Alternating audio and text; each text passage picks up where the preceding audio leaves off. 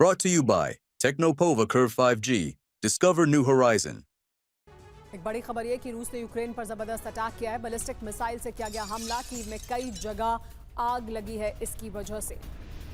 देखिए किस तरह से ये हमला किया गया और इसकी वजह से कीव में कई जगह आग भी लग गई। बैलिस्टिक मिसाइल का इस्तेमाल कर कीव पर ये हमला किया गया रूस द्वारा।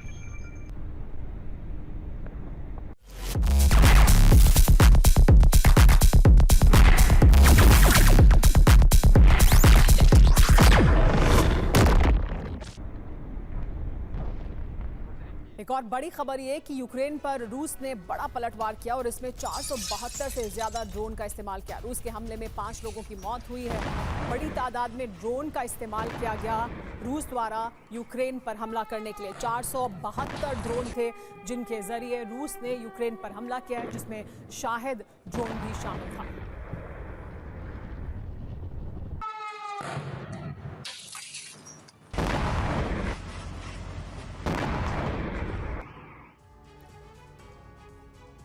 तो कीव अंडर अटैक है। क्यों? क्योंकि कीव पर बहुत बड़ा हवाई हमला हुआ है। कई तरफ से यह हमला किया गया है। कीव पर रात भर भीषण बमबारी की गई है। रशियन एयरफोर्स ने बरपाया है कहर। बुचा, ब्रोवरी, बोरिस्पल में ज्यादा तबाही हुई है। कैसे किया गया हमला जानिए। मिसाइल का इस्तेमाल किया गया, बैलिस्टिक मिसाइल का इस्तेमाल किया गया, ड्रोन और क्रूज मिसाइल का इस्तेमाल किया गया। इसके अलावा रॉकेट का इस्तेमाल किया गया। कहां कहां अटैक हुआ ये भी जान लीजिए। राजधानी कीव पर हमला किया गया है। रिहायशी इलाके, ऊंची बिल्डिंग, इसके अलावा थर्मल पावर हाउस और कीव बॉर्डर के इलाकों को भी निशाना बनाया गया है। लेकिन एक और बड़ी खबर, नेटो चीफ मोर्के रूटे का रूस पर बड़ा बयान। हथियारों के प्रोडक्शन में रूस काफी आगे है।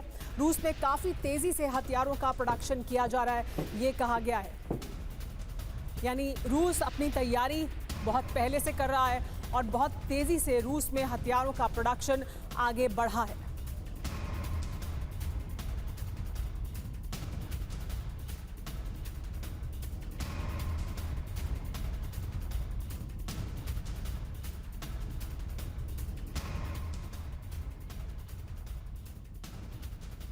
एक और बड़ी खबर यह कि यूक्रेन पर कब्जे की पुतिन बहुत बड़ी योजना बना रहे हैं। यूक्रेन का ब्लैक सी रूट बंद करना चाहते हैं पुतिन। नीप्रो के पूर्वी इलाके में नियंत्रण पर नजर है पुतिन की।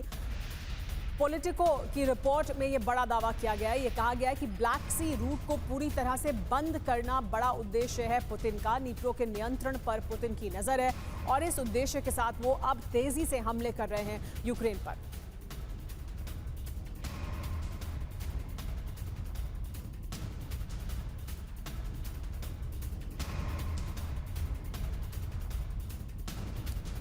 लेकिन एक और बड़ी जानकारी, यूक्रेन पर कब्जे का पुतिन का नया प्लान क्या है वो भी जान लीजिए। यूक्रेन में नीप्रो के पूर्वी इलाके पर नियंत्रण चाहता है रूस। यूक्रेन की उत्तरी सीमा पर बफर जोन बनाना चाहता है रूस। ओडेसा और मिकोलेव की ओर बढ़ रही है रूसी सेना।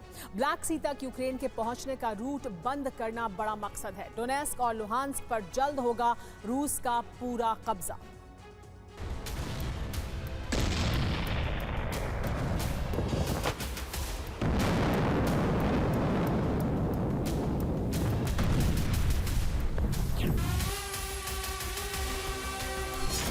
ज़ेलेंस्की ने रूस में एयरबेस पर हमले से दुनिया को नया संदेश दिया।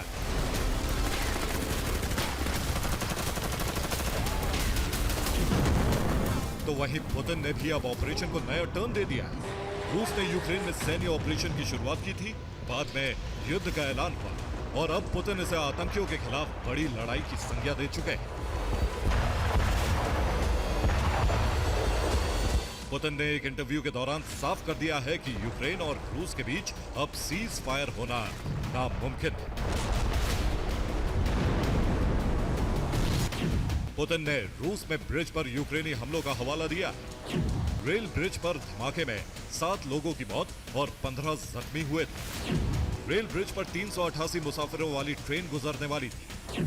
कुर्स्क और ब्रियांस्क के ब्रिज पर हमले के मकसद पर सवाल उठाया है। पुतिन ने इंटरव्यू में बताया कि यूक्रेन जिस तरह के हमले कर रहा है उससे जाहिर हो गया है कि यूक्रेन शांति वार्ता में शामिल होकर दुनिया को सिर्फ गुमराह करने की कोशिश कर रहा है।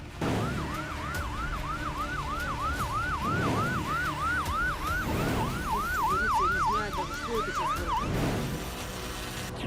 पुतिन के मुताबिक यूक्रेन रूस के आम लोगों की मौत की साजिश तैयार कर रहा है। जेलेंस्की की सरकार एक आतंकी संगठन की तरह काम कर रही है, इसलिए रूस यूक्रेन की सरकार को आतंकी मानकर एक्शन लेगा। पुतिन के मुताबिक अब यूक्रेन पर हमला आतंक के खात्मे के लिए होगा, रूस के आम लोगों की जान के दुश्मनों पर होगा। फिलहाल रूस के हमलों की दूसरी स्ट्रेटेजी भी आगे बढ़ रही है। पुतिन जमीन कब्जे के साथ यूक्रेन में ब्लैकआउट कराना चाहते हैं। इस अभियान का पहला चरण बहुत बड़े इलाके में नजर आ रहा है।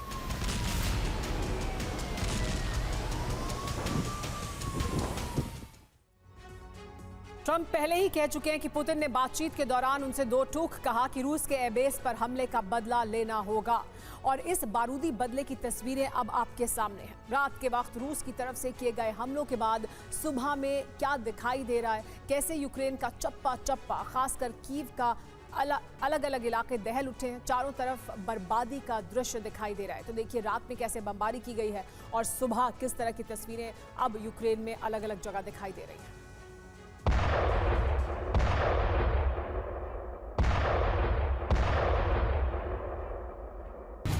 पुतिन की नई रणनीति के मुताबिक अब जैसी दलीलें इजराइल गाजा को लेकर देता है, जैसी दलील अमेरिका हूती को लेकर देता है, वैसी ही दलील के साथ जेलेंस्की सरकार के खिलाफ अभियान शुरू होगा।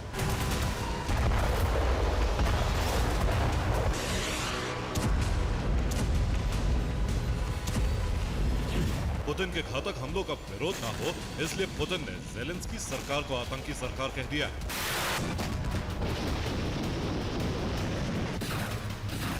अब माना जा रहा है कि एटमी हथियारों का इस्तेमाल करने से भी पुतिन पीछे नहीं हटेंगे, क्योंकि एयरबेस की ऐसी तस्वीरों का जवाब रूस पूरी दुनिया को देने की ठान चुका है। अब तक रूस से कोई बड़ा हमला ना होना भी एक बड़ी अनहोनी की तरफ इशारा कर रहा है। Bureau report, TV9 Bharat. Brought to you by Technopova Curve 5G.